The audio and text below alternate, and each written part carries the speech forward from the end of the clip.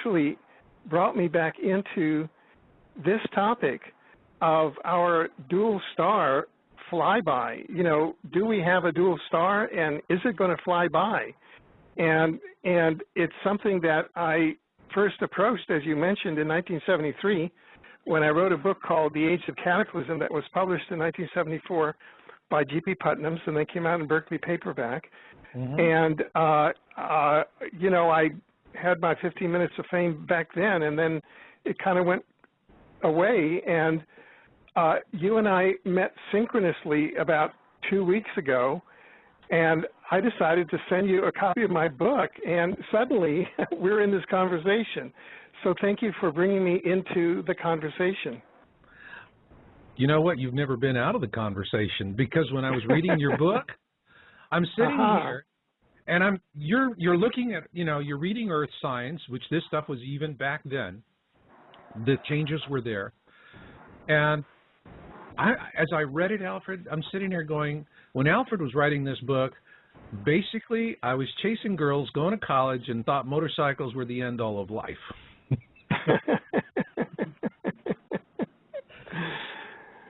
Yeah. So, yeah, but, well, it just is, you know, when you were writing that book, I'm just dying to know. Take me back in time to 1973, and what took you to this topic? What grabbed you and said you have to do something? Well, you know, like everything else, there's always a mundane explanation. And what happened is that toward the end of 1972, I was general counsel of the Environmental Protection Administration of New York City under Mayor John Lindsay. And at that time, I was sort of figuring that the Enlightenment paradigm, you know, sort of this positivist thinking in 3D was not giving all of the answers. And I began to read books like Psychic Discoveries Behind the Iron Curtain by Ostrander and Schroeder, and read a number of other books. And I asked to get in touch with some experts in the area of parapsychology and psychic phenomena and extraterrestrial affairs. So one of my cousins was a psychotherapist at the Karen Horney Clinic, and she had a fellow colleague there whose husband, Philip H. Liss, was a professor of experimental psychology at Rutgers. So he and I met on January 7th, January 7th, 1973. And the rest was history. That is, we began a conversation about parapsychology, psychic phenomena, extraterrestrial affairs, and my interests as a government official, as a Yale graduate lawyer, as an international lawyer, was always in public policy, i.e., what are the public policy consequences? Right. So we were going back and forth, and in the course of this, we began to look at one particular person who at that time was fairly popular, named Edgar Cayce. And I think that many of your listeners may know about Cayce. There are many books out about Cayce because he was a very gifted psychic and healer. And but what was not so well known at the time, back in 1973, was that he had done a series of Earth changes readings. And so we began to talk. We were sort of laying the groundwork for the theories behind non-local information. That is, how could the consciousness of Cayce access non-local information about the future and the past, and what's the nature of the time-space hologram that we're in. So I had my kind of, former government official hat on, because I decided, John Lindsay decided he wanted to run for president, and I really did not want to go in that 3D matrix stuff anymore. So I decided to jump full force into what is now exopolitics, and that is the study of advanced civilizations in the multiverse. Mm-hmm. And so that's what I did all day long. And, you know, the world was my think tank. And so then if you look at the Casey predictions, he was looking at, if I want to summarize 10 of them, there are, number one, destructive earthquake activity along the U.S. West Coast. Number two, disappearance of the southern portions of Carolina and Georgia. Right. Number three, disappearance of the greater portion of Japan under the sea. Yeah. Number four, rapid earth changes in the upper portion of Europe. Number five, emptying of the Great Lakes into the Gulf of Mexico.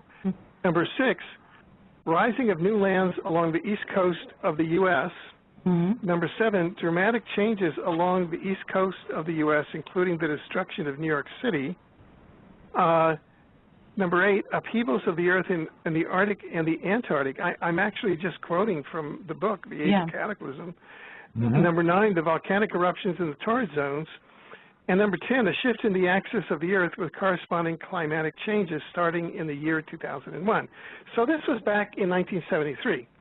And, you know, long time we were away. sitting there. I'm sorry? A long time away. Yeah, that was about 35 years ago. Actually, this is the 37th anniversary of the publication of the book. So that was 38 years ago. Okay. And I can remember sitting up in we lived in New York at the time, and I lived in a loft down in the industrial/artist neighborhood in New York City in Lower Manhattan called Soho. And my then wife was an architect, and she had remodeled our loft into a kind of a multi-layered, super futuristic thing that had been featured in New York Magazine. So I was kind of in my ivory tower there, you know, trying to figure it all out. And, Did she went along with all of this? I'm sorry? Did she understand what you were doing? How did she feel about what you were doing? Oh, that could be the subject of a separate show. That was my then wife. You can see, I said. So then, Alfred, excuse me. In Canada, you say then wife. In America, we say training wife. Oh, okay. Sorry. But you know, so I can recall a day where I was up with Dr. Liss, and we were sitting on the quad up at Columbia University. You can it's been featured in many movies. You're up there sitting on the quad. It's kind of a lawn, and there's a Columbia Library behind you. There's this lion, you know, and if you go up in there's a statue of Moses, kind of the big head of Moses. It's, you know, kind of this archetypal scene. And I can remember the afternoon that I'm sitting there. It's an afternoon in 1973. I think it was toward the late spring. Yeah. And I'm sitting there and I'm thinking about these things, and you know, I mean, there's a thing called MONEY, right? Yeah. Oh, yeah, kind of, you know. So I said, oh, my God, what, you know, this kind of life is great, but, you know, you've really got to, like, make it work, right? Well, it's nice keeping the lights on, yeah. Yeah. So I said to myself, you know, nobody's talking about this, and somebody has to address it from a public policy point of view, really examine whether these predictions at all make sense from an earth science point of view, because we have the Columbia University Geological Science Laboratory right there, and they were experimenting with the leading edge of earthquake prediction models. You know, so, I mean, all the stuff was in easy grasp there. The ARE, Associations for Research and Excitement, Enlightenment, was just down the road, I mean, down the East Coast, down at Virginia Beach, and I could go down, which I did, and speak to Edgar Casey's grandson, Charles Thomas Casey, and kind of suss him out. What was that like? Sorry? What was it like talking to Edgar Casey's son? No, not his son. Oh, excuse me. His grandson. Grandson. What was that like? Yeah, his son was, I think, Hugh Lynn Casey, and his grandson was very different from Hugh Lynn Casey. Hugh Lynn Casey was kind of the businessman, I think, you know. And at that time, in 1973, Charles Thomas Casey reminded me of a graduate student. Right. He had flaming red hair. He wore those blue button-down Oxford, shirts with an open collar and a pair of khaki pants. And he was sitting behind his desk at the ARE and kind of with an open-minded sort of an attitude. And Dr. Liss and I came in and we said, hey, we've got this great idea. And that is Dr. Liss here is an expert in parapsychology and a professor of experimental psychology at Rutgers. And I was general counsel of the Environmental Protection Administration, and I'm an expert in public policy. And we're going to do a study of whether the Casey predictions match up with Earth sciences. And he said, okay, you know, and we just chit-chatted for a while, and then we left. That was it. You know, we met with him for about half an hour, but I felt that we had sort of paid our respects, you know. Right. And although we didn't maintain an official sort of affiliation, at least we had gone down and we had paid our respects at that point. To be fair, there wasn't a published book on the subject, but there was an ARE pamphlet. Someone had written a pamphlet on the Edgar Casey Earth Changes Prophecies, which I thought was very good and gave me a lot of good leads.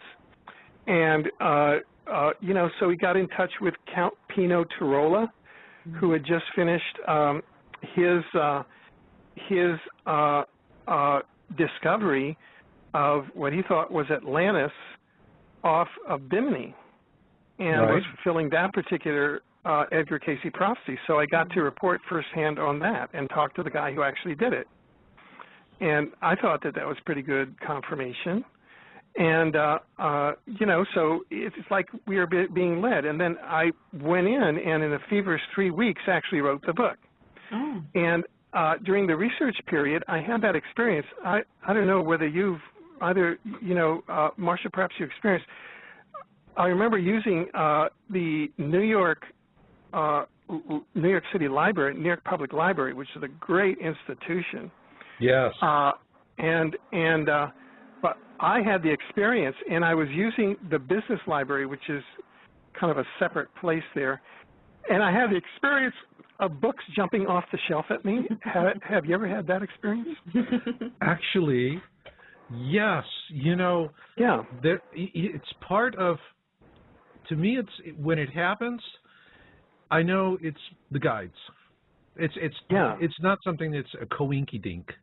Someone's looking over your shoulder and throwing you a bone, really. Yeah. So I said, wow, this is like, I mean, something is really happening here. So I just did that, and in this thing, I really put it all together, and I hammered out the draft, and I hammered out a second draft, and I got it typed up. And then I said, well, I guess I got to find a literary agent. So then I went over to at the time, because I was general counsel, I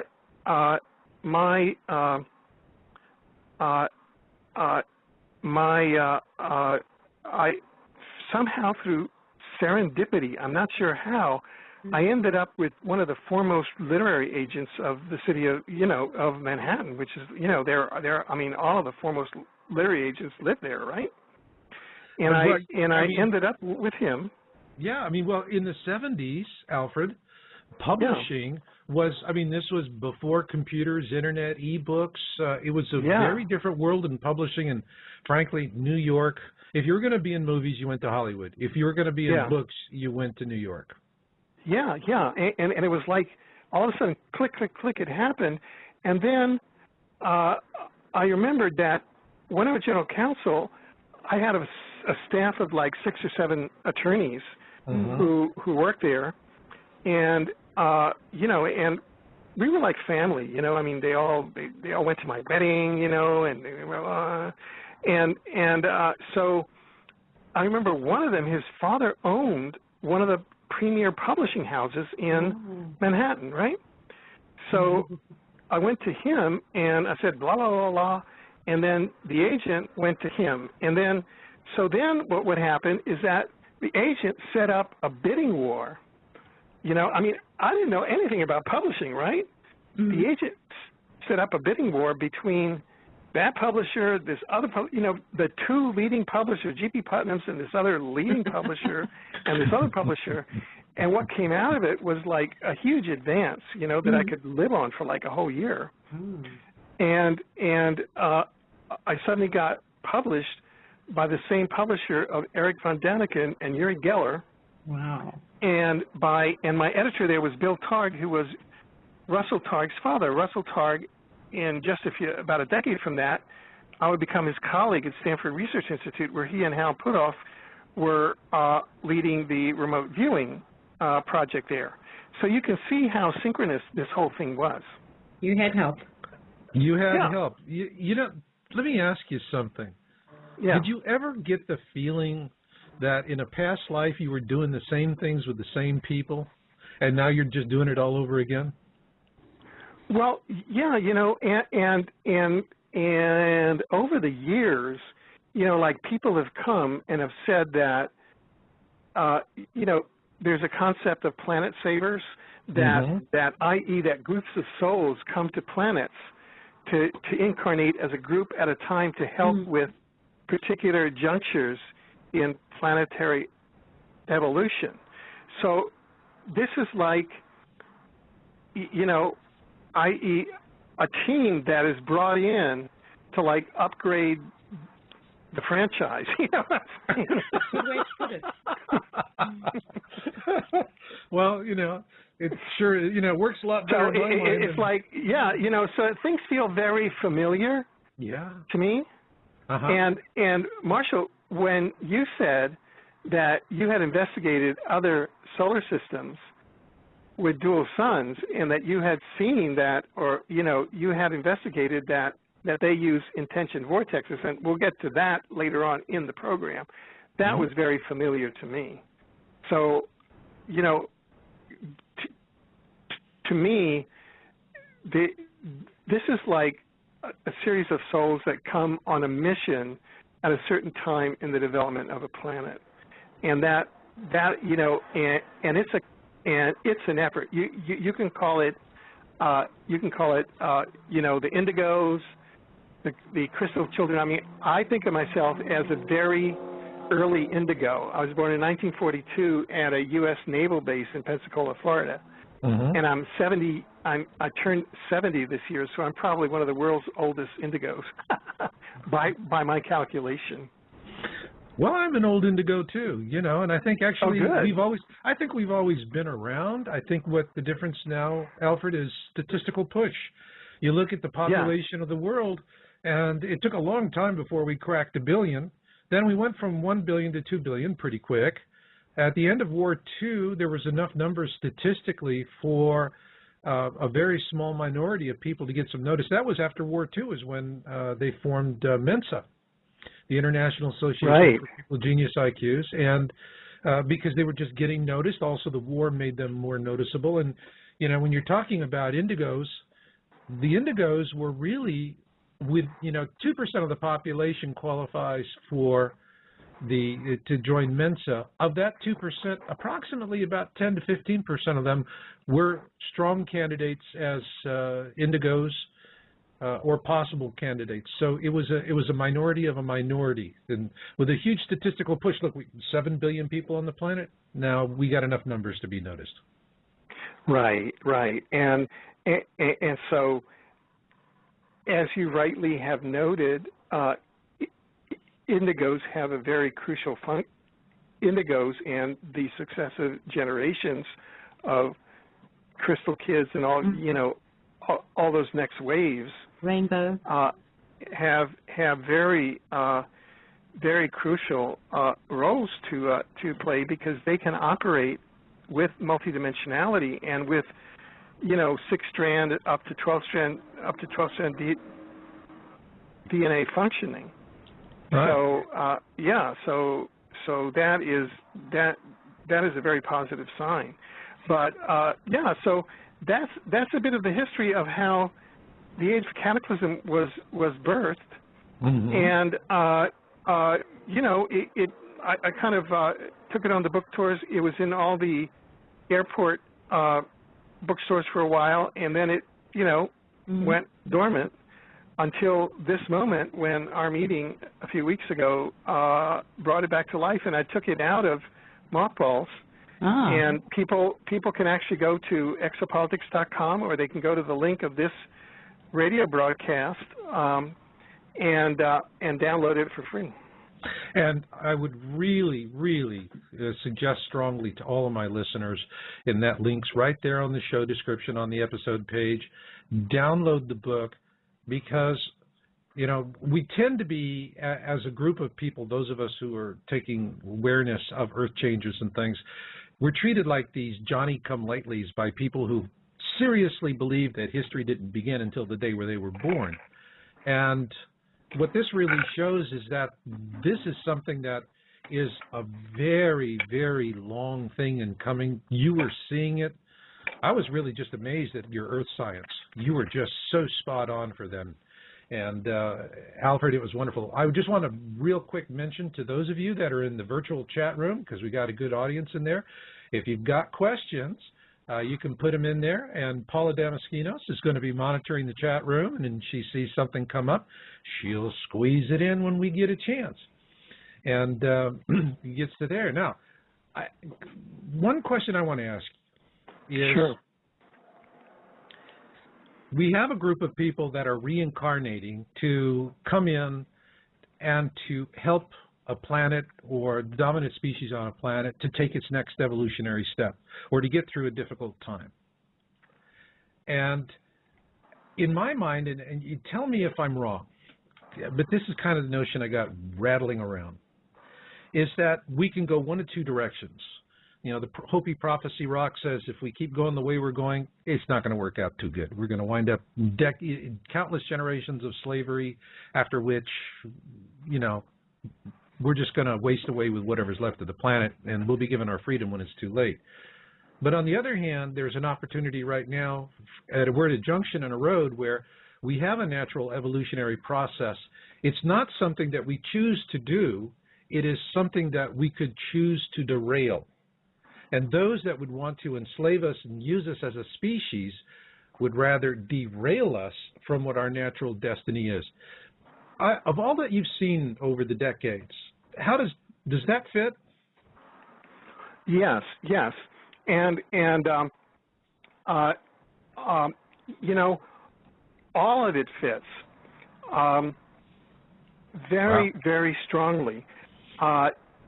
Your image is just, your words have just brought back memories. I can remember when I was still at the Environmental Protection Administration there in New York, and I was privileged to attend excuse me. I was privileged to attend.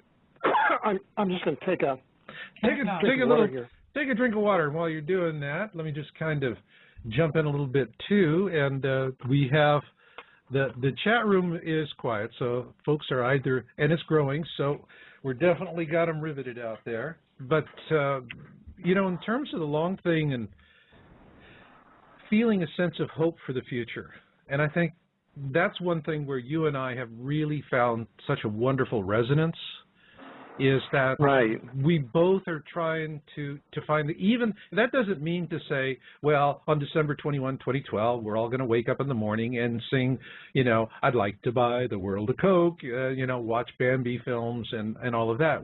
That's not going to happen. At least that's not what we see. But that there is a noble back end to all of this, a progression. If we take the we, the me, the ego, the id out of it, and we really get to the true essence of ourselves as a species and what our role for the future is, I I see a very hopeful message. I see so much effort to try and help us as a species take that huge next step forward, so we do have that Star Trek future. Gene Roddenberry, you know, he found it. He got it. Yeah, you know, and what I was going to say is that your words brought me back to a memory, and it's a memory that I had when I was back in the EPA prior to getting into the whole multidimensional world.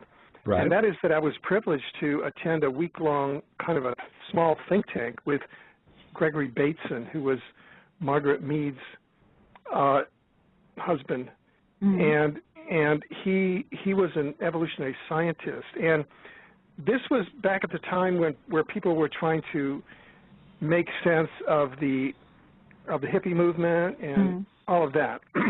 and he saw that in terms of what he called evolutionary cul-de-sacs, and that he saw the human race back at that time, and I still think it still applies now, as moving into an evolutionary cul-de-sac. And the youth these days, we would call them, we wouldn't call them youth, we'd call them the conscious humans. You know, the indigos and the crystals, and you know, people who are conscious and wanting to evolve. Well, they sort of jump outside of that evolutionary cul-de-sac and really jump into a parallel track or into another dimension, or what I would call in terms of time science. And this is really the exit strategy away from the age of cataclysm.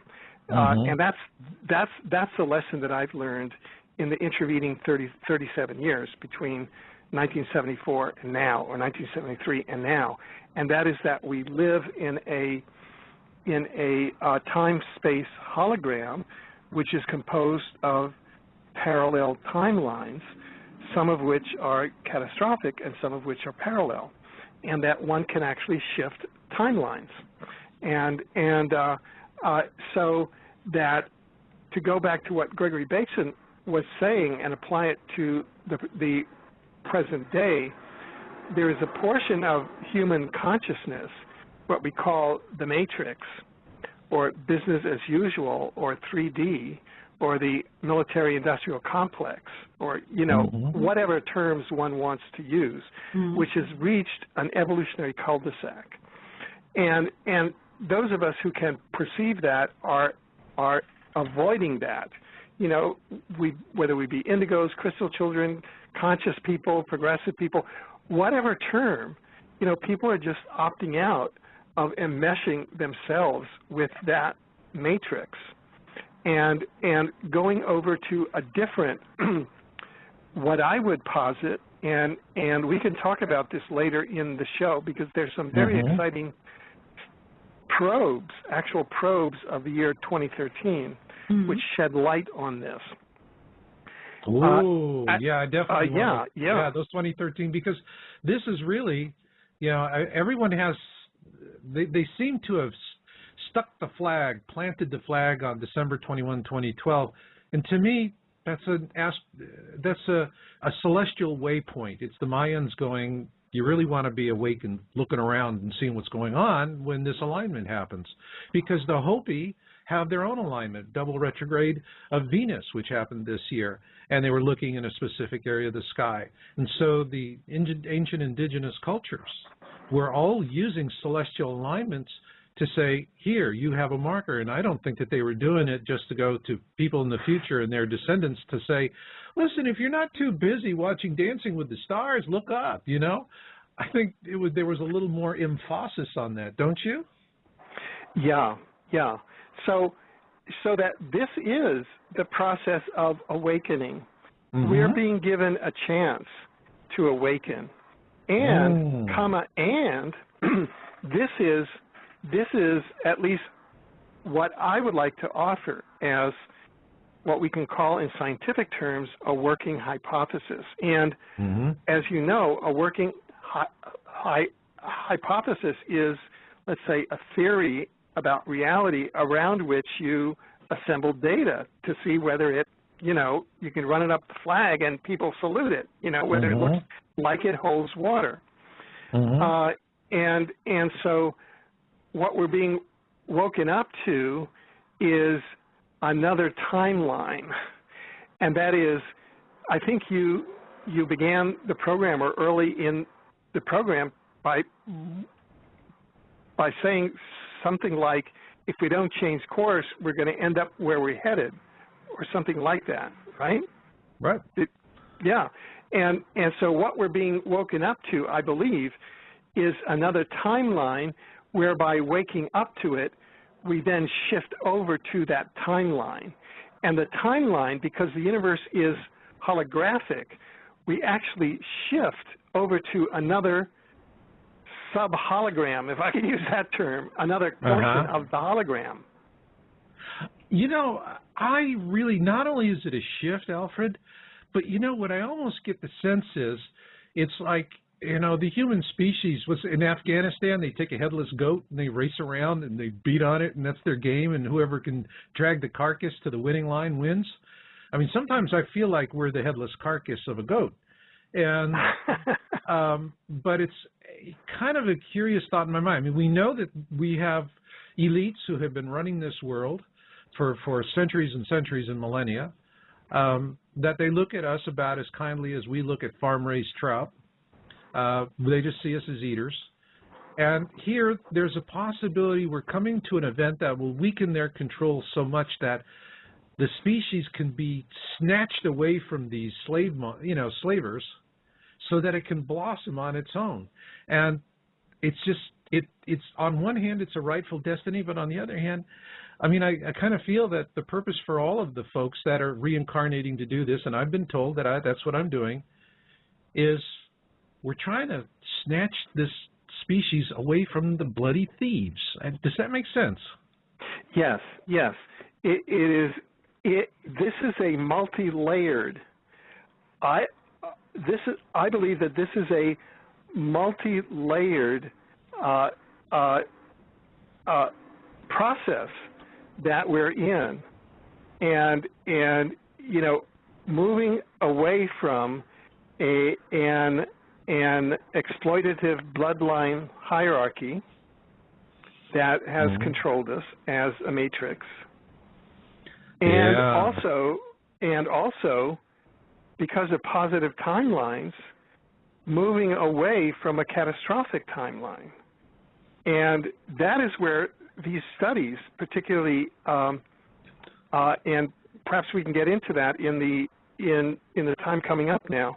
Yeah, we do. But first off, Alfred, we do have the questions are starting to pour in on the virtual chat room. Oh, okay, good. And if we don't get to it, you know, they're just going to be real angry with us. Yeah. Right. Alfred, the first question is, how does Alfred feel about the work of Dr. Courtney Brown and the remote viewing project of 2013? Oh, well, that's what I was just referring to, that there are three studies, there are three independent studies of the year 2013, one of which is Dr. Brown's study. It was done in March of 2010. Dr. Brown and I were both presenters at the same conference in Montreal, Canada, where Dr. Brown presented that. So I was there when he presented that. Dr. Brown wrote the introduction to my book, Exopolitics. So he and I have a long-standing working relationship. And so I have written a two-part article based on two of these studies, and importantly on Dr. Brown's. And the two-part article is called, Are You on a 2012 to 13 Catastrophic or Positive Timeline? So I'm hoping that in the second part of this program, we'll get extensively into these three studies. Right. Okay, and then I think Paula's got another one here that, frankly, Alfred, you and I should take a stab at it. Go ahead, Paula. Sure. Okay. Why aren't public figures such as Alfred telling people about the simple technique to determine whether or not Planet Nibiru is impacting the planet? That is such an easy solution to implement, or simply track it via the web block above. Okay. Alfred? Sorry, could you repeat that question? Sure. And just, I didn't quite get it all. Okay. And this is from, it's on the board, it's 46462. I wonder what that means. There's some interesting numerology there in a screen name. Yeah. But anyway, here's the question. Why aren't public figures, such as Alfred, telling people about the simple technique to determine whether or not Planet X Nibiru is impacting the planet? This is such an easy solution to implement, or simply track the web blog link above. And what I would say to you, 46462, is that public figures who do go public tend to die when they get into this topic, like, you know, Harrington, the naval astronomer. And so that's one concern. Scientists know that on this topic, it's a third rail. You touch it, it's like a French kissing a 220 outlet. You're in for a shock. And there is no simple way, because there is a monstrous amount of disinformation being pumped on the topic so that people are confused, cannot come to consensus, or simply are steered away from the topic by sheer trivia and nonsense. And so there is no simple way. And it's why I say when it comes to Planet X, we're not going to know what we know until the 7x35 rule takes place. The 7x35 rule is simple. It's the most common, popular kind of binoculars we have in America. People use them for going to games and bird watching and whatnot. And when everyone can stand out in the street with their binoculars, point up at the sky, and poop their collective pants, then we're going to know what we're going to know, and you're not going to need a blog to tell you. And Alfred, you take a stab. Yeah, sure. Now, I'm a bit missing it because I don't know what link he's referring to. Could you read that link to me? He put a link in here, and let me see. It's a link to the 2012 magnometer, and so this is how. All right, there's going on there. Yeah. So yeah. Well, you know, I sense a sort of self-righteousness about 46259 or whatever his name is, because I've been in this game 37 years, and I don't know if he's even 37 years old. So, and I would like to say this in all seriousness, that and I mean this, you know, and I really mean this in I'm trying to get to the right window here so I can express myself. Okay. And that is the nature of working hypotheses, okay? And I really want to, having written The Age of Cataclysm, in which I kind of went with one hypothesis, you know, and which was the Casey predictions. Boom. Okay, I did that. Now I'm 37 years older and a bit wiser, and I want to approach this in the spirit of working hypotheses, and that is, I don't want to yet come to a conclusion, and because for example, if we take researchers like Walter Cruttenden in his book The Lost Star of Myth and Time, now he's working on the hypothesis of a dual sun to our sun, which may or may not be a brown dwarf. Now, let's just keep all these hypotheses open, okay? And so that I don't know yet fully, we don't have total documentation yet.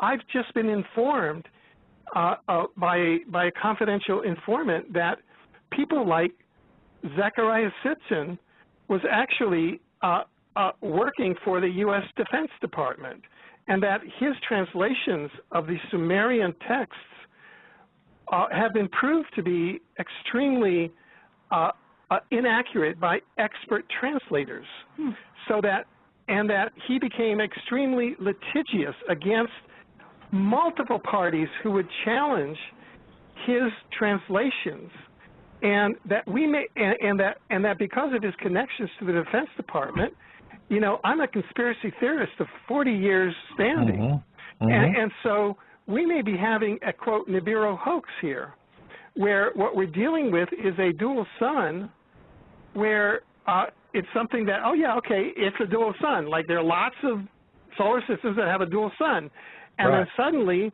there's this spin being put on it where it's something where a guy named Zachariah Sitchin, who was in the Pentagon the day that they invaded Iraq, because he advised the Pentagon on how to do that, because the purpose of Iraq, the invaded war in Iraq, where 1.5 million Iraqi civilians died, women and children, was to capture interdimensional portals based on Zachariah Sitchin's translations of Sumerian documents, which were fraudulent. I mean, this is an example of a military-industrial complex which is out of control. So we've had the Elenin hoax, where Elenin was supposed to be Nibiru. Now, maybe we'll have the Nibiru hoax where Nibiru, you know, where the dual sun is Nibiru. So I'm really very cautious. And I'm coming at this just as someone who has been really knocked over. You know, I'm kind of battle scarred, and I'm coming at it really with, well, let's see what's here. You know, I watched this video, and it's a 9-minute video, and I'm sure that Marshall has seen it. And you can go to exopolitics.com, and it's there. It's a guy from Scotland, and he put together he got excerpts from a BBC documentary, and then he talked with a bunch of guys, a bunch of Inuits up in the Arctic. And this is from my territory. This is from my neighborhood, because I'm in Canada. That was really stunning what they reported, too. Yeah, that the axis is shifting. And Edgar Casey, by the way, said, well, he'll have it shift to the axis of the Earth starting in 2001, so he was accurate.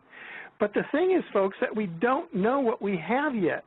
We're looking at maybe at the toenail of the elephant, but we don't know the elephant.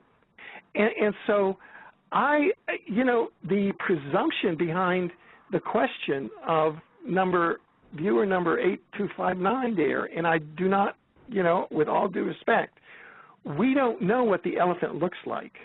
We may know the toenail of the elephant, but I submit that we don't know if when we see that sun, we should jump for joy because it's a dual sun, or we should not jump for joy because it's a brown dwarf. Now, that's just my personal opinion, and I spoke to an expert who told me, who saw that BBC video, right, and who said that in their opinion, that video could also easily be read and could be congruent with the sighting of the star of lost time, of myth and lost time, i.e. a dual sun, as it could be of a brown dwarf. Well, I had Walter on my show. I interviewed him on my podcast, Cut to the Chase. And, I think that and 46642, and his name is Todd, actually, and thank you for putting that up and standing up and putting your name on it. I really like that when people stand up and put their name on it. And he's really following the EM fields, and that's what he's tracking, and I think that's a legitimate way to track it. That's good. The thing about Elenin that you had mentioned, and you called it Elenin was a hoax, and I was, back in 2003, there was the Planet X flyby non-event that was brought about by, it was a book called Blindsided, put out by Mark Hazelwood. And what he did was I actually ordered that. I actually ordered and read that book, and I actually put up a website against Mark Hazelwood. Because, that was, funny thing, he talked about Sitchin. That book got, Sitchin contacted me, he called me at home, and said, I'd like to give you an interview about, because we were publishing going, we don't see anything coming in 2003. There's nothing to substantiate it. And and I had spoken with Nancy Leader about the whole thing, and Nancy actually had shared with me a cease and desist letter her attorney had written and sent to Hazelwood because he plagiarized her content. The guy didn't do any original research, and that was a problem there. But, the thing about it, Alfred, was that, and we dealt with that on Yowza. I can remember our website, our server was smoking. I mean, we were really having, that was back when you had to pay for bandwidth. You couldn't get unlimited for free. And, man, we were getting hammered during that period of time. And we'd get letters from people, and they're trying to ask a question in a very sober voice, but in between the lines was oozing fear and worry, and it was upsetting for us to see that, and we went through it. But by and large, the 2003 non-event was organic. Elenin was not an organic hoax. It just didn't spring up out of the populace. This was well engineered. Whoever, I've had a lot of chance now to study the disinfo tactics, which principally come out of the 3 city-states. You have the Crown in London, the Vatican in Washington, D.C., and then a smidgen here and there, the rest. But with Elenin, there was this huge effort to take all of the interest in Planet X, Nibiru, and stuff it into pointless nonsense holes.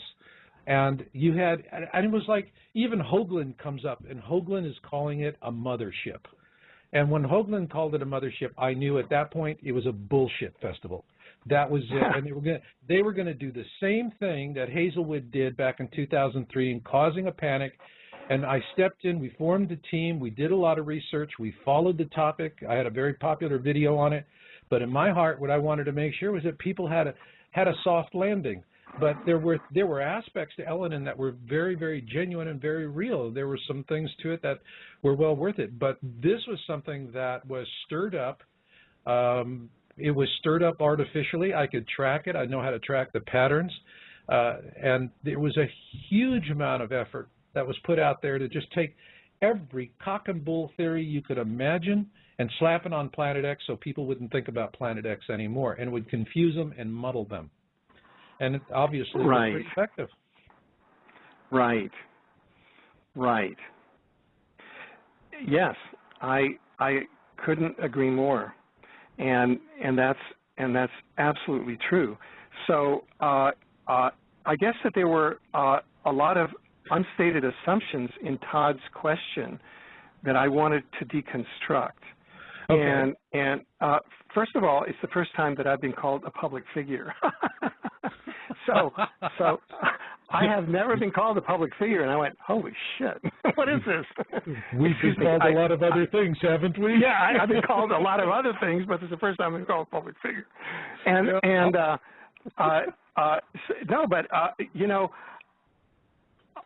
I can recall back in 1973 when I, said, okay, I'm going to take on this responsibility and write this book about the Casey prophecies, that I thought I was taking on the responsibility and of what we call the global coastal event. That is, and this comes to all the 3 2013 studies are all talking about, quote, a global coastal event in 2013. And that's what Casey's really talking about, a global coastal event. Mm-hmm. And so you can call him an early remote viewer of a global coastal event on planet Earth. Mm-hmm. So I think that I feel comfortable that I've answered Todd's question, and I've deconstructed a lot of the assumptions in there.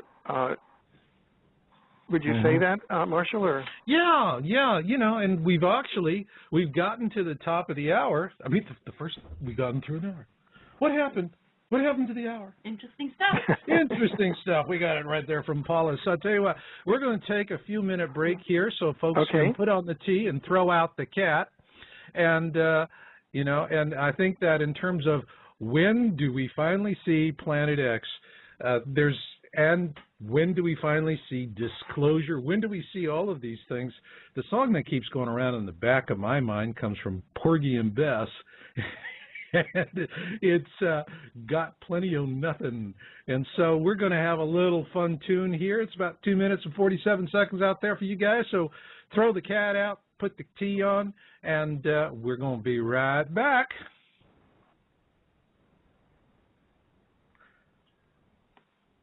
And we have the music going. Oh, that was I Got Plenty of Nothing by Gershwin, and I love that tune. And how about you, Alfred? You got plenty of something or plenty of nothing? Well, I have plenty of timelines, and that's what I'd like to share in the coming hour. Oh, let's do that. I love it. I love timelines. Okay, all you guys in the virtual chat room, we want timeline questions here. even you, 46, get with the program.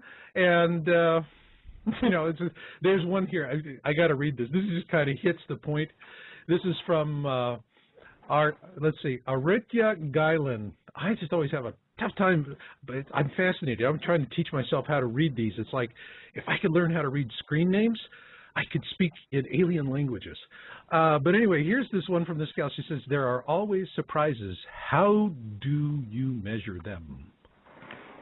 Pithy question. How do you measure? Oh, well, another word in futurism, because I'm a futurist, and that's a real profession. In fact, I was a futurist at Stanford Research Institute during the Carter years. Mm-hmm. And you call them wildcard events. Okay. That's how you there's all kinds of formulas for factoring in wildcard events. Okay, I agree with that, and I think that brings me to a comment by Jed Clampett. No, that's finally a screen name I get on the first pass. I love it. And anyway, he says, please just explain what is happening with the timelines in layman's terms. And I think old Jed's got the right scope on it. So how many timelines are you seeing out there? Well, according to some time scientists, there's an infinite number of timelines in our time-space hologram. So let me just kind of give a kind of a capsule summary of what we know now, and I urge listeners who want to go more in depth in this subject. They can go to exopolitics.com, and on the right-hand side menu, there's a right-hand side menu with topics, and there's one topic that says time travel and teleportation. And just click on that, and there'll be a whole series of articles that deal with some of the subjects that I'm touching on now, but they go in depth and go to, all the experiments and all the links. And if you really want to get into the subject of time travel and quantum access, by quantum access, it means access to the quantum of the quantum hologram or the time-space hologram that we inhabit. Now, that gets into my next book, which is called Dimensions, and that's about the dimensional ecology. We're in a dimensional ecology, and part of the dimensional ecology includes the time-space hologram, whereby we this is what the gift of parapsychology tells us how to measure this kind of stuff, where we as deeper human souls will come through interdimensional portals from the interlife or the afterlife into the time-space hologram and inhabit these spacesuits that we call bodies and have an incarnational experience here for moral purposes to grow souls and create more universes. And then when we're through this, we let go of these bodies and we go through another interdimensional portal. They say follow the light, and we go into the interlife. And we can review all kinds of stuff. But that's what the interlife, what we're in, is a time-space hologram. And it is actually, they found in the DARPA's Project Pegasus, which went from 1968 to 72, a secret time-space exploration program, that the time-space hologram is actually an artificial construction. Wow. So that confirms everything that the mystics have always said. Now the question is, what is the intelligence that is constructing this time-space hologram? And there we can have a whole other conversation. Well, we could do that. It's but let me ask you this. Yeah, but if you were to say you're looking at a whole range of possibilities from the alpha to the omega, if you were to pick up what you're getting from multiple sources, I mean, I favor trends over specifics. If I'm, if I'm seeing a whole lot of different sites using different methodologies, different research, and they're coming to similar conclusions or similar concerns, just like you and I have. And you're going to see, I call them the drum beats. And there's all kinds of drum beats. It's like being in a, drum and bugle band, really. But if you were to say, what's the bass drum? What's the tenor drum? What are the big thump, thump, thump things that are in, you got hundreds of different drums out there drumming. but there's a couple of them that just rise above the rest that seem to have an ability to dominate the inquiry. And with that in mind, as you're looking forward to the future, what do you see as, in terms of all of these alternate timelines, what are the drumbeat timelines that just seem to rise up above the rest? Right. Well, the way that I would answer that or explore that question, which is a very deep question, and it's a question, Marshall, that doesn't have a static answer, but it has a dynamic answer, and it's an answer that we all have to track 24/7 because we don't know what this object is that we're tracking yet, and we don't know exactly what its trajectory is, and we don't know what its ETA is exactly, and we don't know what its impacts are exactly. And we don't know in what timeline and how we're going to encounter it, and we don't know what the other stakeholders, such as the advanced extraterrestrial civilizations, that indicate that they have sort of a sponsorship relationship toward us, are going to do with it either. So these are some of the matrix of questions and answers. But I would take, for right now, just to answer that question, say for the balance of the hour, I would start number one with a seminal probe by the Defense Advanced Research Projects Agency in 1971. And this was using Tesla-based technology, what they call a chronovisor. Chronovisors were actually, according to some sources, developed in the late 1890s, and they involve principles. Since we live in a time-space hologram, they're technology by which one can access a moving picture or a still picture of any scene or any nodal point inside the time-space hologram, or, to put it in plain language, they're like a TV set to look at any point in time, past and future. Right. So that, and I've spoken to whistleblowers who have actually seen it, the U.S. Department of Defense and the Vatican have a documentary that is based upon chronovisor recording. That is, that they went with the chronovisor, which is like a TV set, and they recorded the crucifixion of Jesus of Nazareth. It's an historical event, and they have that documentary. It's a top secret, and you've got to sign a loyalty oath and all that. And I've spoken to people who have actually seen that. You know, now whether that's a psyops or not, I'm just reporting that they've seen what's reported to be a chronovisor documentary. Okay. You know, a documentary based on. And you really got the virtual chat rooms on fire. And there's just to confirm that you did say the chronovisor was Tesla technology, and but Paula has a question from a user here that I think is really this is a good one for everybody. So Paula, step in. Silver Wings asked, does each person have their own timeline, or do we share timelines? Okay, now people are asking postgraduate questions of time science in an introductory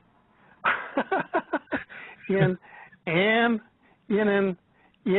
an introductory walk-in lecture on time science. Does this happen to you quite often, Alfred? Well, I mean, put it this way.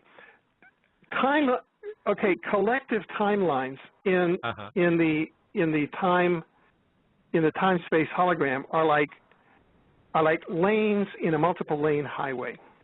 Okay, and if you put your hands right in front of you. I'm putting my right hand in front of me because I'm holding the phone with my left hand.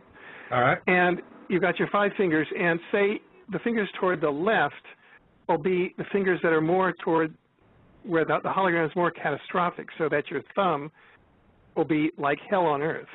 And it's more toward the right, your pinky will be like heaven on earth. And you can actually change timelines in the hologram. And you can, and so that this is where Marshall's concept of an intention vortex comes in, because the consciousness of the collective timeline they change it, and so they change the entire nature of the experience that they're having. And if they want a more pleasant experience, they'll have a more pleasant experience. This is why the Illuminati controllers of this planet, who always want the hard landing, who always are into trauma-based mind control, are always hitting the inhabitants of this planet with war, disease, crime, and poverty, because they're into trauma-based mind control. That's the only thing that they know. They don't know how to,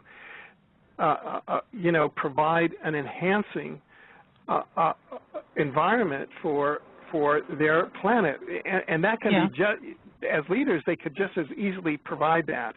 But they're into what's called duality consciousness, 1-0, I win, you lose. So they feel if they went over to a positive timeline, they would lose control over us. Whereas it's not true. They would gain because their consciousness would rise to the top. So along with everybody else's. But that's their problem, not ours. So that's kind of a first-level answer to how timelines function. However, so I think that's now, as to how individual timelines relate to the collective timeline, I'm going to pass on that because I don't have sufficient experimental data to answer that because it's all classified. Right. And so I don't want to give out my guesses, that are not based on anything other than my hunches at this point. So okay, and we do have a call in if you want to take that too, by the way. Yeah, sure. We do have a caller, okay. And then let's get back to this.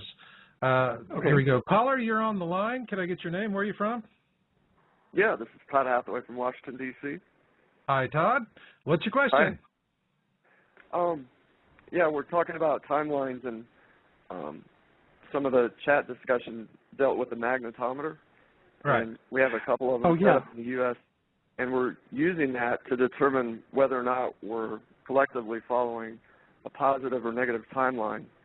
And to restate what was shared in chat, just to clarify, we're in an electric universe, so celestial bodies impact each other within the electromagnetic field.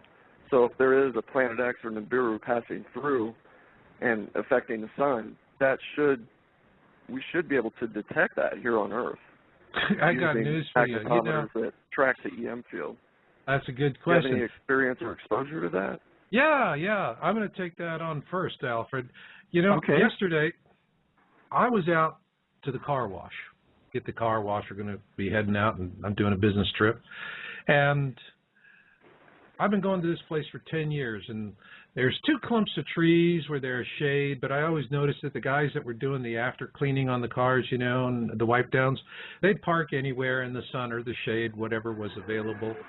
What I noticed when I was there was that all of the customers were waiting for their cars. None of them were sitting in the sun.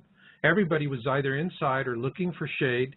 The guys that were out there cleaning the cars, and this is only 79 degrees, but the guys that are out there working on the cars, they wouldn't even run them through the wash until a spot came open that they could put the car into shade.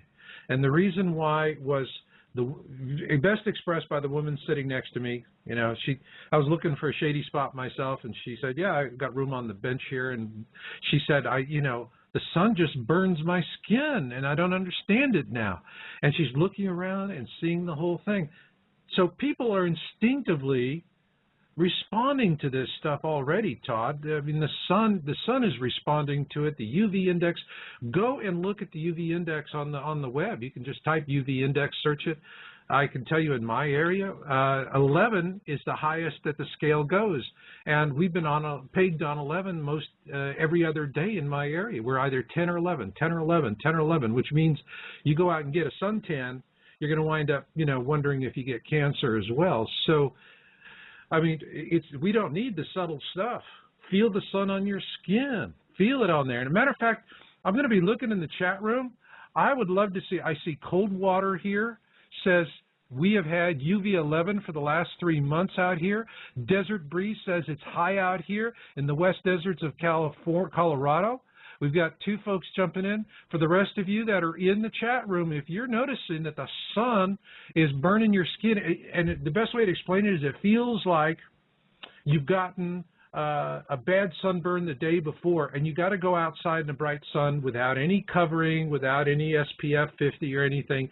That burned, you got a light sunburn, it's already burned, and now you're putting that skin back out in the hot skin, and that's what it feels like.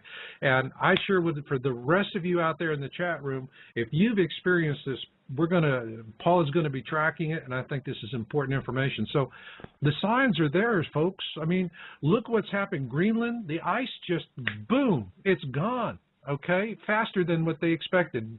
The Arctic ice, boom, it's gone faster than expected. The Mississippi River is down 55 feet. Boom, where's that coming from? We've got rivers that are drying up because the water is evaporating. We got over 60% of the country in severe drought conditions. We have crop failures like crazy. And yet people still say, well, where the hell is Planet X and how are we supposed to know? This is how you know the sun is being perturbed. It's being antagonized, if you will, or excited by this approaching object, and what we're feeling is what the sun is doing in response to another object in the system that's normally not here. Back to you, Alfred. Yeah, well, you know, just to go back to what Todd was saying, Todd, do you post your magnetometer readings anyplace? Hello?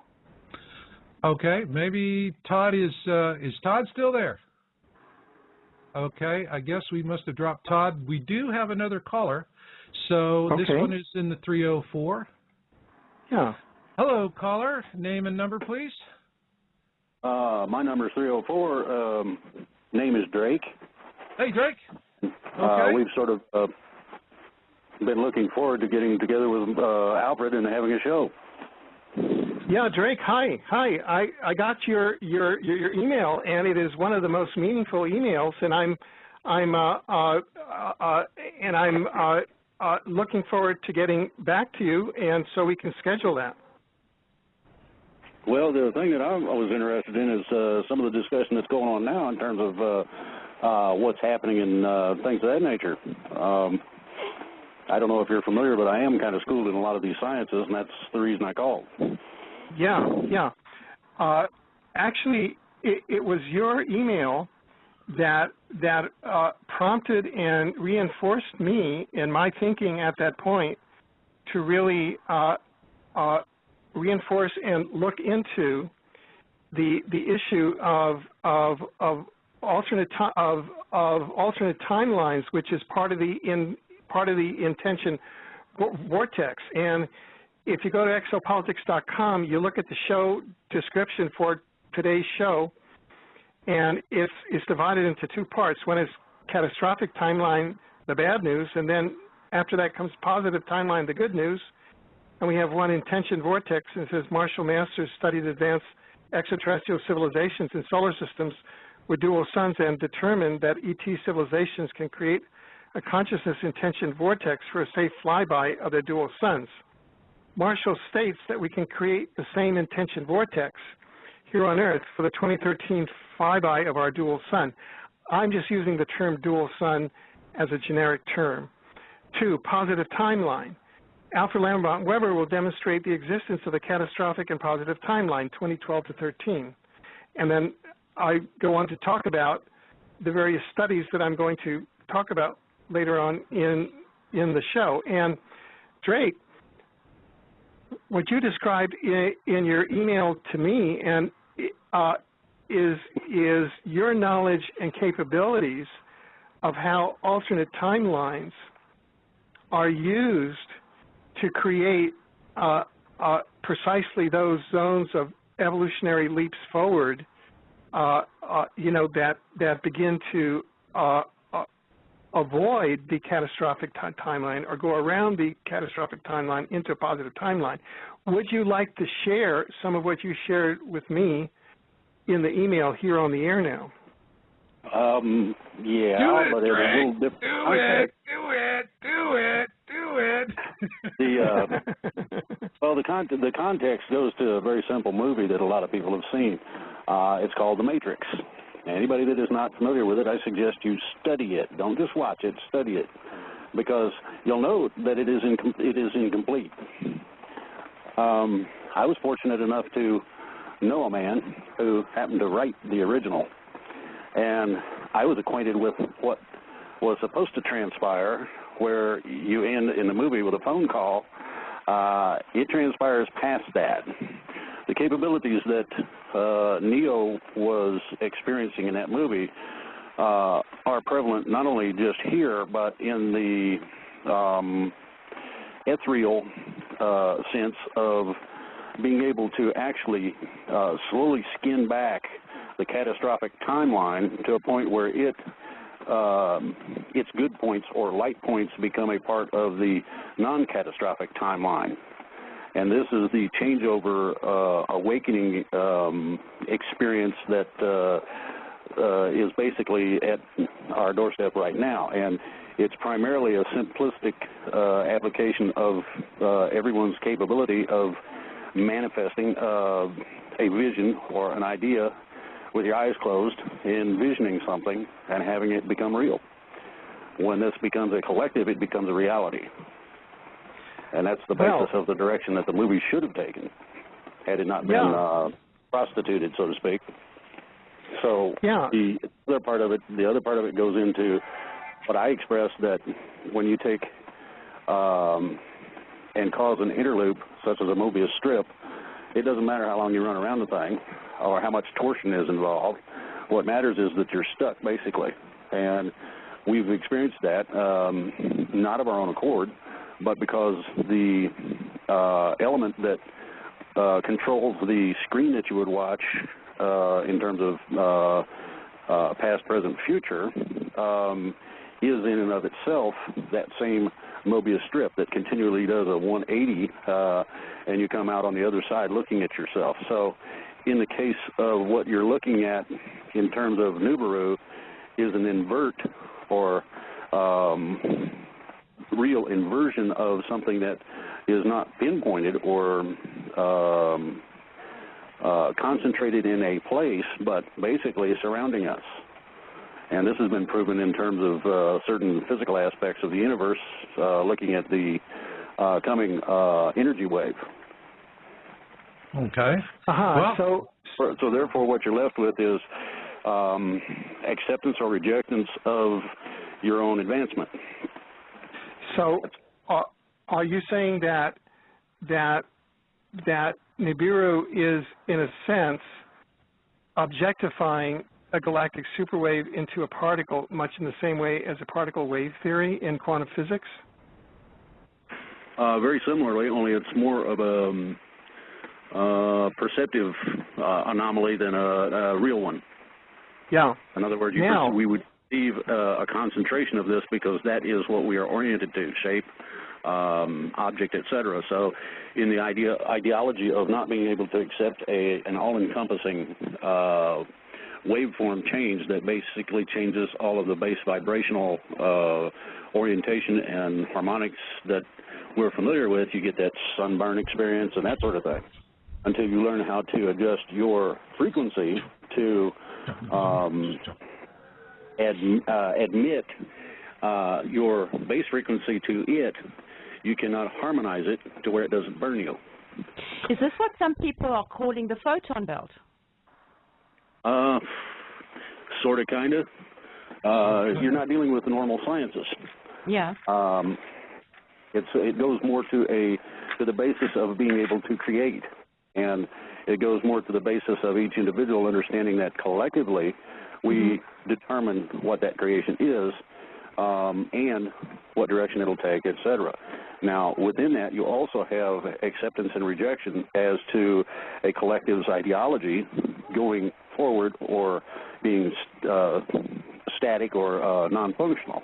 Presently, most people are non-functional, and that's basically the problem. It's called waking up. It's called waking up, and I'll tell you what, guys, while you've been talking, and you've really opened up a whole lot of topic areas here, Drake, and I appreciate this call and the questions.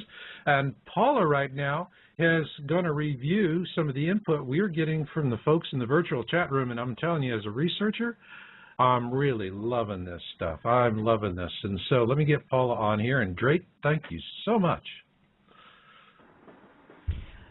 What people are saying from Colorado to Florida, all over America, they're finding it hotter, the UV's higher, and it's affecting the farmers. They can't afford to farm during the day anymore, so it's quite hard to farm at night. It's really affecting people. It's here. And this is coming, that was the part in the chat room, folks, that when Paula pointed that out to me, you know, that farmers are now shifting their work patterns. We're not talking about getting out of the sun and into the shade. We are talking about a profound change that is impacting people's livelihoods. I think that causes awareness. What do you think, Alfred? Yes. You know, this is very profound baseline data from the grassroots that is not obtainable elsewhere because it's filtered through the mass media filter. I'm just wondering, is Drake still on? Yeah, I can get Drake back. Okay, here we go. I brought Drake back in. Are you there, Drake? Yes. Okay. Yeah. Okay. Now this may be way out of line, but I'm just going to throw it out there, and that is Drake. Marshall and I have come together with various purposes, but one is to try and form what he calls, and I not call it, his term is an intention vortex, and that is, and I think you just described it functionally. He did. Yeah, and would you like to join us in this effort to create, we'll call it intention vortex, we'll call it taking the Mobius strip and, you know, putting in the right place? I mean, I haven't quite caught up to all of your science, but I think I'm you know, there. I've grokked the essence of it, and I've got a lot of notes. Would you like to join us in this kind of effort? And by join, I mean just, you know, in a kind of a commensal. We're putting our minds and our wills together, and all our mutual knowledges and, you know, beings to begin to create this critical mass to begin to transform the reality out to the positive timeline. Well, that's part of the reason for the call. The other is that to inform you that I've already started it. Oh, good. Okay. Good. Well, good. I'm glad folks are doing it. You know, the intention vortex, let me explain it for my audience out there. It's in my book, Crossing the Cusp, Surviving the Edgar Casey Pole Shift. And, you know, when I looked at the whole thing, and the topic is, well, you know, this is just one of those topics where you got to be careful. See, it makes you want to take a long walk off a short pier, and folks, I live within driving distance of a pier, you know. So I'm always looking for a little positive something, and that was an intention vortex. And what that really is a combination of science and spirituality and media, so that as a technologist, I came out of the computer industry, but I also was a science feature producer for CNN. I mean, I understand these different fields, and it was something I was discussing with physicists. And the intention being that if you have a large object coming through and it's going to have numerous unstable small satellites around it, that instead of trying to alter the course of the large object, which I think it would just be a reach too far, but what you do is you focus on one of its satellites that's in a very unstable orbit, and through an intention you shift the position of that object in its orbit, and then you have a leverage effect where now it becomes the lever, so to speak, to push the larger object into a more benign orbit, so that it's not saying, well, we can make it go away. I'm not saying that. What I'm saying is we mitigate the circumstances so that it doesn't have to be as bad as it possibly could be. And so with an intention vortex, it's using media, the internet, spirituality. It's using the sum total, really, of what we've developed as a species, and it's on the shelf. I'm not talking about something that has to be invented. It's an application of existing technologies to pull the attention of the world together so that we would have astronomers and scientists who would say, that is the designated target, and you need to visualize it being over here instead of over here. And that's what the world does in a collective manner through an intention vortex, is that we literally shift it. We don't say we want to move it. We don't imagine pushing the object. The universe it's projecting that intention into the universe and letting the universe do it. And we're just simply saying, you know, it's like, it's the old thing about, you know, moving the piano. The wife says, it's going to look better in that corner of the room. She's not the one moving it, you are. To her, it's a mystery how you get it there. But you got to move the piano to the other side of the room. Well, the universe will do that because we have that ability as co-creators to look at that and say, we're going to move that. And to move a small, unstable orbit object, that to me is something doable with our current level. And it's one way that we could, A, recognize that we're all eternal beings, that we all have a connection to each other, and that we're all much more powerful collectively than we could have ever imagined. And that's what I'm essentially saying in the book. So let me throw it back at you. Chew on it. Yeah, well, and let me take that ball in the Olympic spirit of beach volleyball and toss it and toss it to Drake. And Drake, in terms of what Marshall had just said, how would you frame that in terms of what you have just told us vis-a-vis how you frame the transformational process? Okay, well, the problem is that you're not dealing with an object. Okay. With the perception one, that's first, okay? Secondly, because we are object-oriented, you have to understand that we basically caused this concentration to come about. Now, the other part of it is that within that, you have two aspects. You have what's called an object orientation, and you have an area orientation. It is very difficult for beings that are object-oriented to shift from object orientation to area orientation. What you're dealing with is not Nibiru. It is the representation in perception of the great energy wave that almost has us surrounded at this point. That when it passes is the point where things start shifting in terms of base vibrational orientation to include us, the planet, and all its different operational capabilities. When this is understood, you can take the concentration of sunlight that would give you a sunburn and cause you problems and spread it out over an area and not have that problem any longer. The in culmination would be a real-time dissipation of the object into its true form of wave. When that happens, then the impactive resultants change totally. Instead of having something that would be destructive per se as a concentrated entity, you end up with a positive-oriented event that entails everything. This is similar to the planetary. The reason we have problems, the other reason we have problems right now is that we are setting up for the celestial alignment.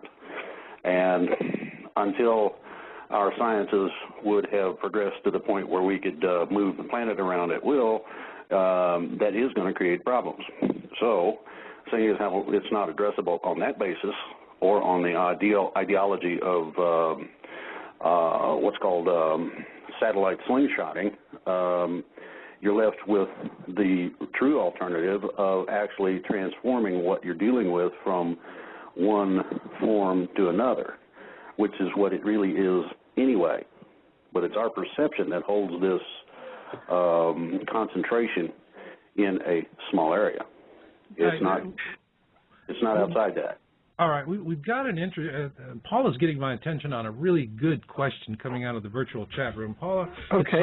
It's Dee Dee, I think that was the one that you were pointing at. Dee Dee Bird. I like that. That's a cool screen name. Dee Dee Bird.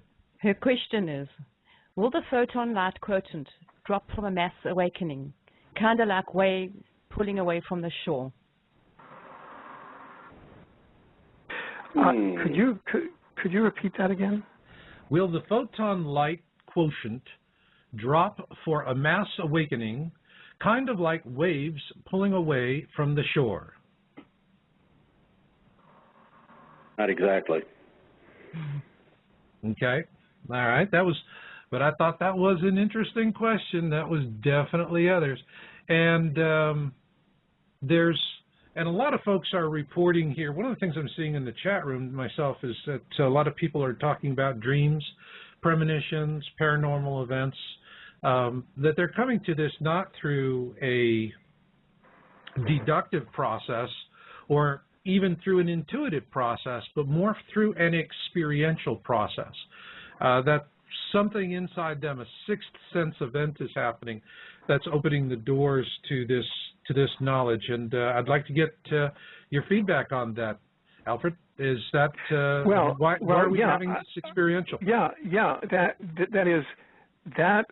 That corresponds in my thinking very much to, number one, the activation of our DNA up to 2-strand, 3-strand, 4-strand, 6 strands, which is occurring now, i.e., we are beginning to activate up to our full potential, so that we can now actually experience the multidimensionality. So we're reporting a lot of the multidimensionality, which we couldn't experience before.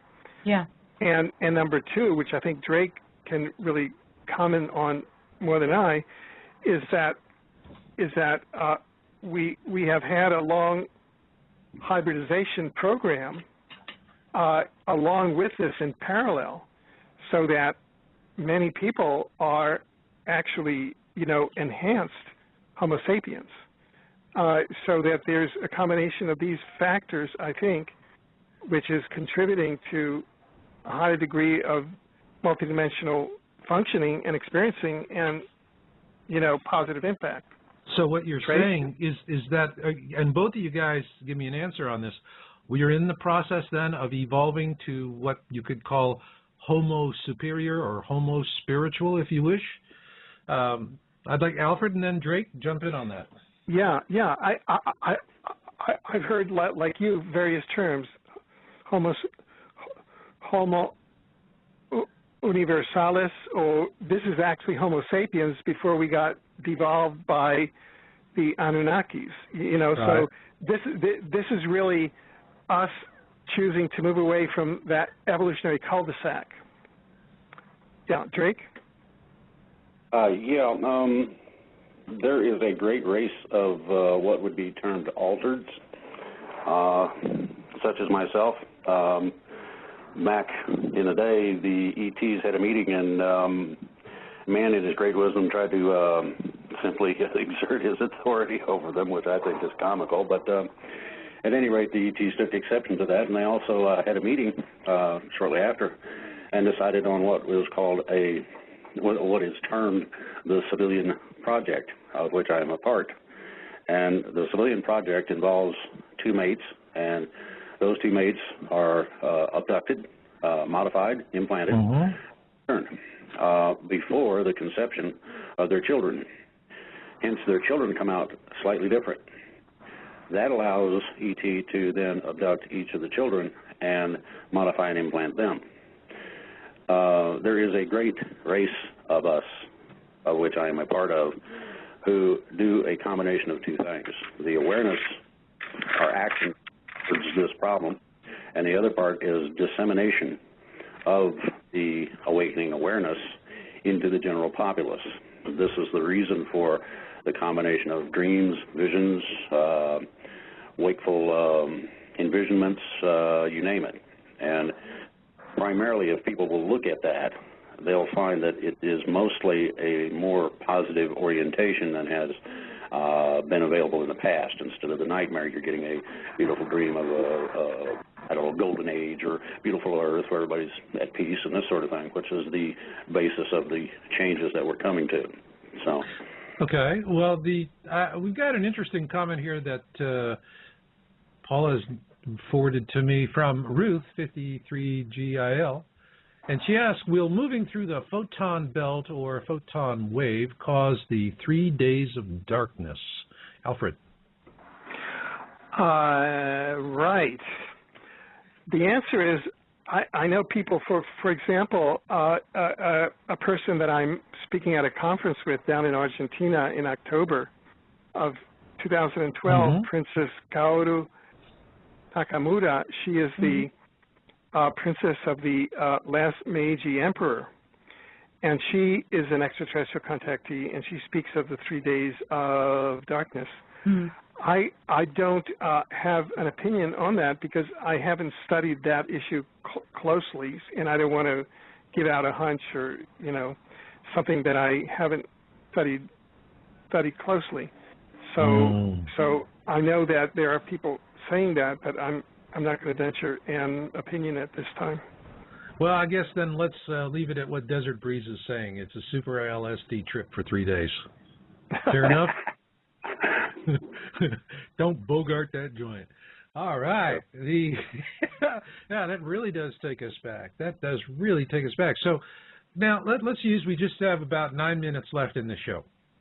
And what I want to do, this is that, you know, be one show in a series of shows we're going to be doing with Alfred, because there's just so much ground to cover, and we're just going to be doing it. And but right now, I'm sure a lot of folks they're asking in their minds, looking in the immediate future, say between now and the end of this year, what do you see as major events, awakening events, awareness events, something that's going to move much more of the population into considering the kind of things we've been talking about tonight? Starting with you, Alfred. Well, oddly enough, I don't think that those events have been created yet. I think that it's up for us to create those events. On the negative side, I know that there's a prophet, an Argentine extraterrestrial contactee called Benjamin Soreri Parravicini.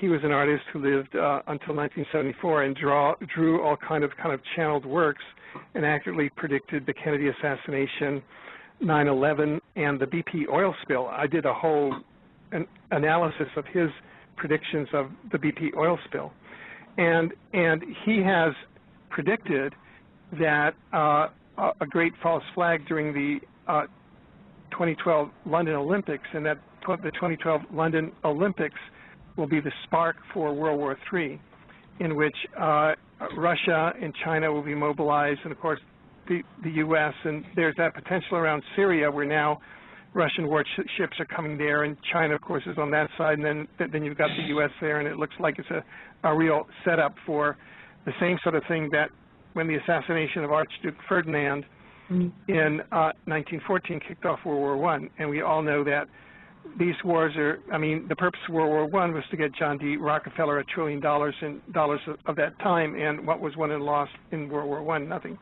in terms of territory. So we're kind of, you know, the Olympics, we're on July 31st, and the Olympics go through August 12th. So if we can get through this time without any false flags and without World War III breaking out, and that's on the negative side because they've been busy creating their events, well, then I think that we're on a positive timeline. So there we've got a marker right there. And so I think that now it's up to us to come together and converge and to begin to create our markers and our things and create our timelines, because they couldn't turn the corner at the Olympics. So that's my declaration today. And I urge,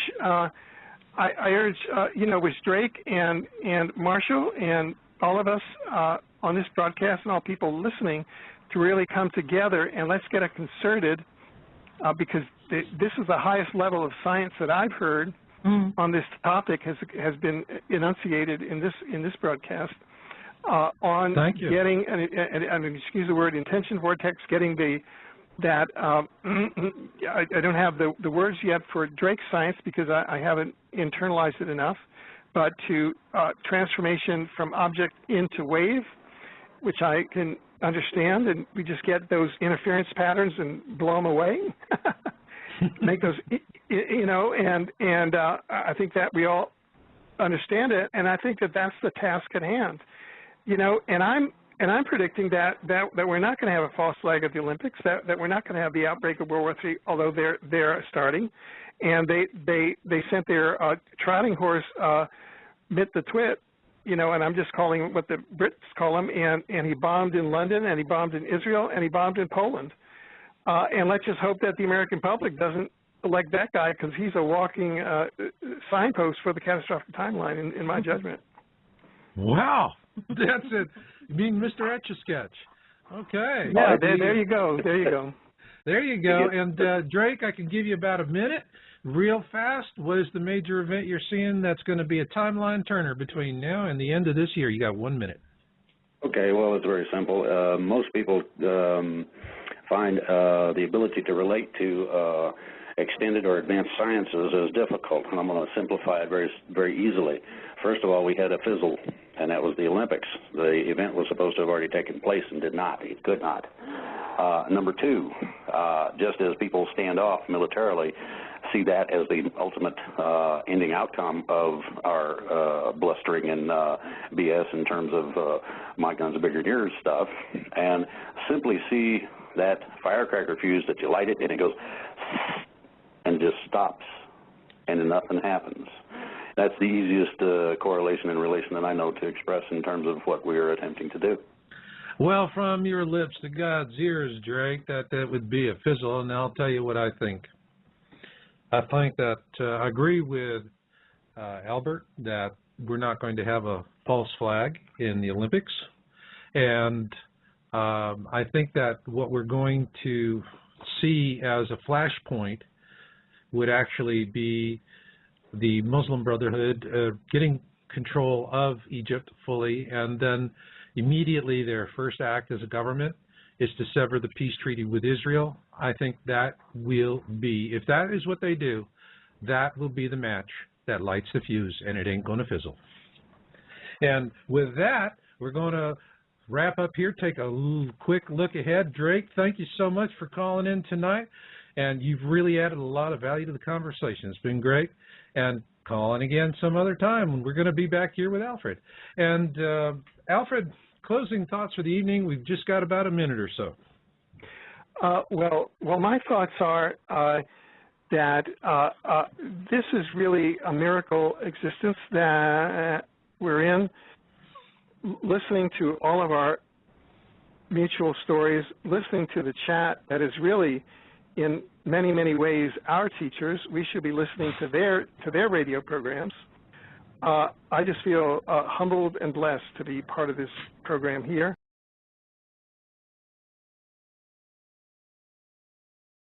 Actually brought me back into this topic of our dual star flyby. You know, do we have a dual star, and is it going to fly by?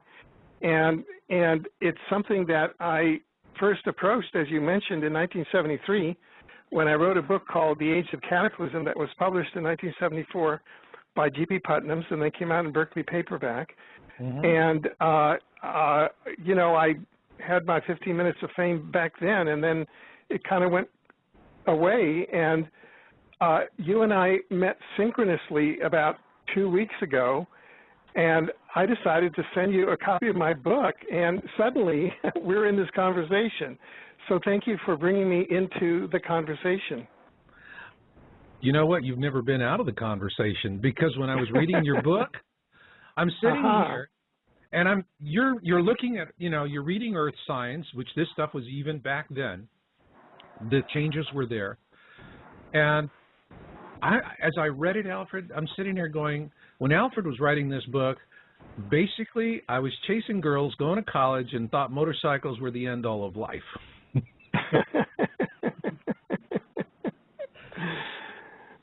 Yeah. So, yeah, but well, it just is, you know, when you were writing that book, I'm just dying to know. Take me back in time to 1973, and what took you to this topic? What grabbed you and said you have to do something?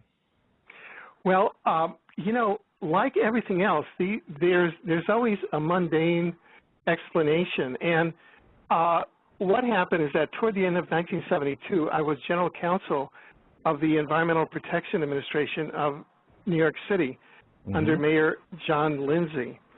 And at that time, I was sort of figuring that the Enlightenment paradigm, you know, sort of this positivist thinking, in 3D was not giving all of the answers. And I began to read books like Psychic Discoveries Behind the Iron Curtain by Ostrander and Schroeder, and read a number of other books.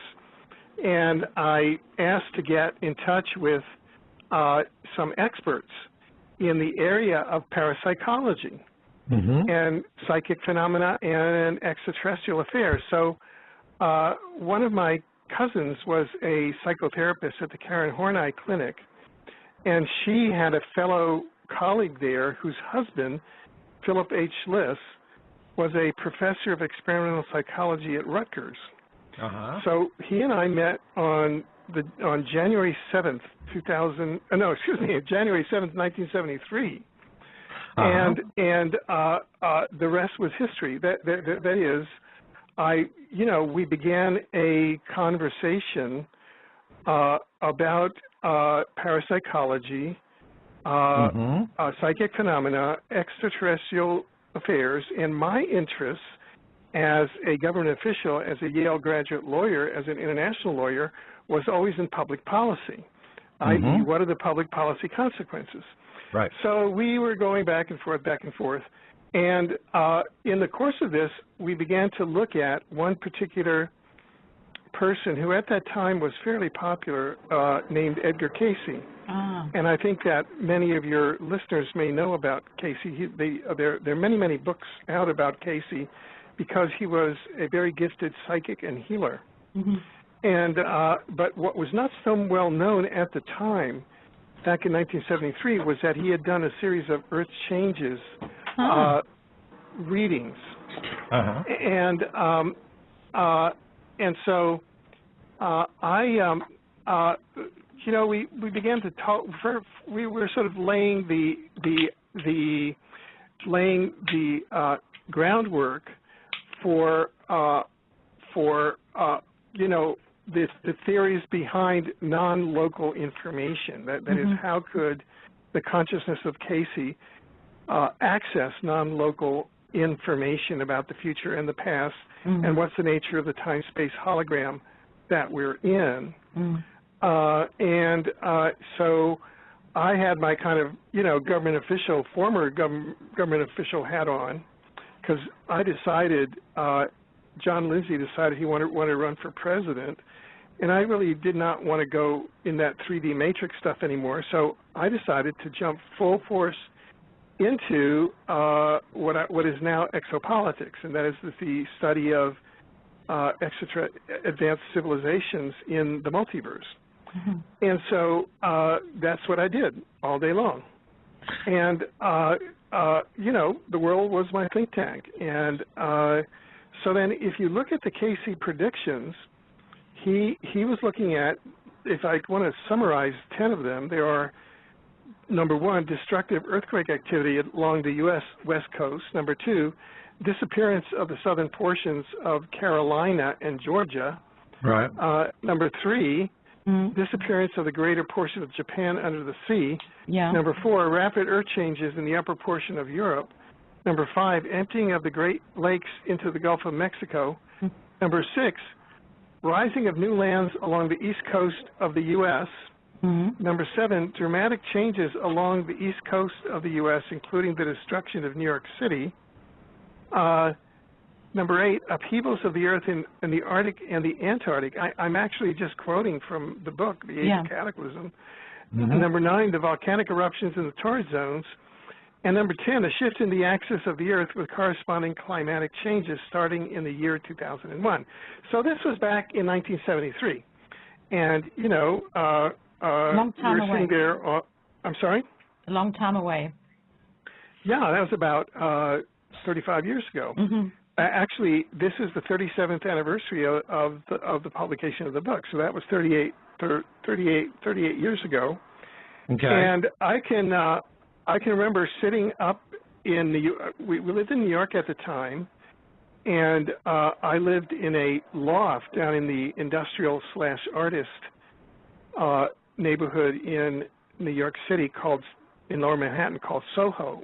And my then wife was an architect, and she had remodeled our loft into a kind of a multi-layered, super futuristic thing that had been featured in New York Magazine. So I was kind of in my ivory tower there, you know, trying to figure it all out.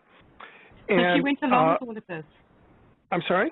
Did she understand what you were doing? How did she feel about what you were doing?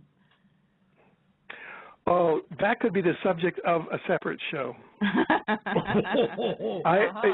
That was my then wife. You can see, I said. So then, Alfred, excuse me. In Canada, you say then wife. In America, we say training wife. Oh, okay. Sorry. But you know, so I can recall a day where I was up with Dr. Liss, and we were sitting on the quad up at Columbia University. You can probably, it's been featured in many movies. You're up there sitting on the quad. It's kind of a lawn, and there's a Columbia Library behind you. There's this lion, you know, and if you go up in there, there's a statue of Moses, kind of the big head of Moses. It's, you know, kind of this archetypal scene. And I can remember the afternoon that I'm sitting there. It's an afternoon in 1973. I think it was toward the late spring. Yeah. And I'm sitting there and I'm thinking about these things, and you know, I mean, there's a thing called MONEY, right? Yeah. Oh, yeah, kind of, you know. So I said, oh, my God, what, you know, this kind of life is great, but, you know, you've really got to, like, make it work, right? Well, it's nice keeping the lights on, yeah. Yeah. So I said to myself, you know, nobody's talking about this, and somebody has to address it from a public policy point of view, really examine whether these predictions at all make sense from an earth science point of view, because we have the Columbia University Geological Science Laboratory right there, and they were experimenting with the leading edge of earthquake prediction models.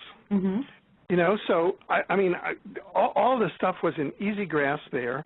The ARE, Associations for Research and Excitement, Enlightenment, was just down the road. I mean, down the East Coast, down at Virginia Beach, and I could go down, which I did, and speak to Edgar Casey's grandson, Charles Thomas Casey, and kind of suss him out.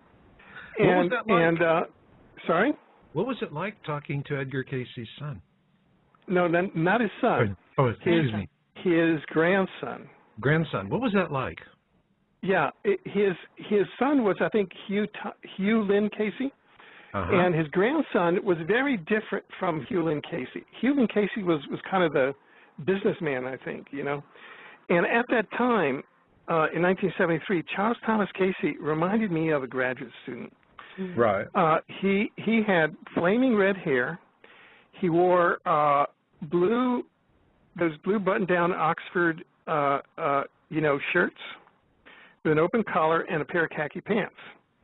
And he was sitting behind his desk at the ARE, and kind of with an open-minded sort of an attitude. And Dr. Liss and I came in, and we said, hey, we've got this great idea. And that is, Dr. Liss here is an expert in parapsychology and a professor of experimental psychology at Rutgers, and I was general counsel of the Environmental Protection Administration, and I'm an expert in public policy.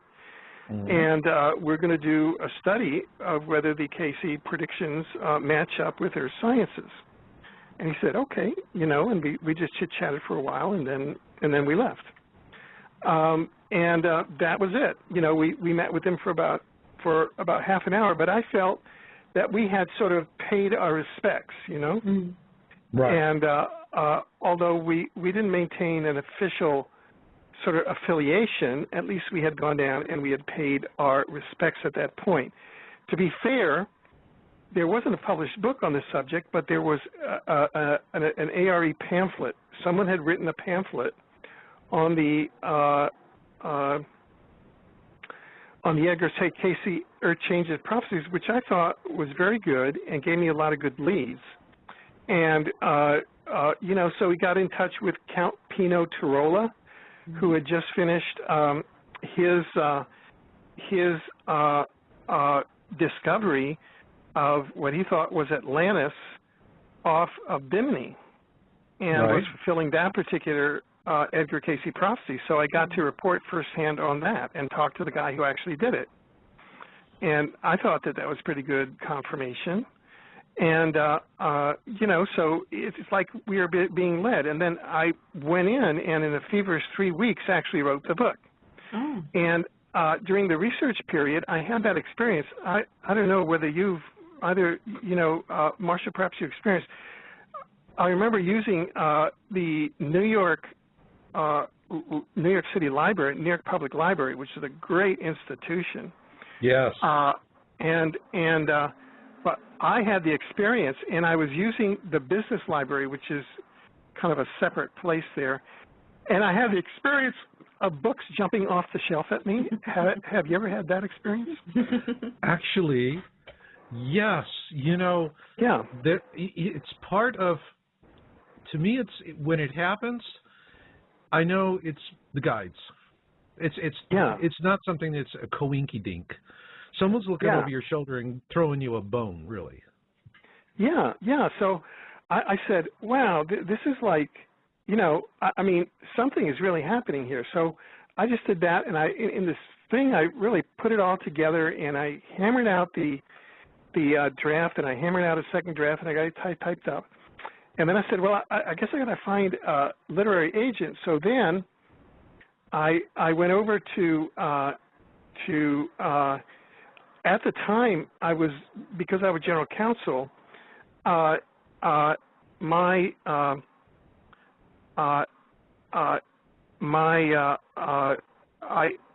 somehow through serendipity, I'm not sure how, I ended up with one of the foremost literary agents of the city of, you know, of Manhattan, which is, you know, I mean, all of the foremost literary agents live there, right? And I ended up with him. Yeah, I mean, well, in the 70s, Alfred, publishing was, I mean, this was before computers, internet, e-books,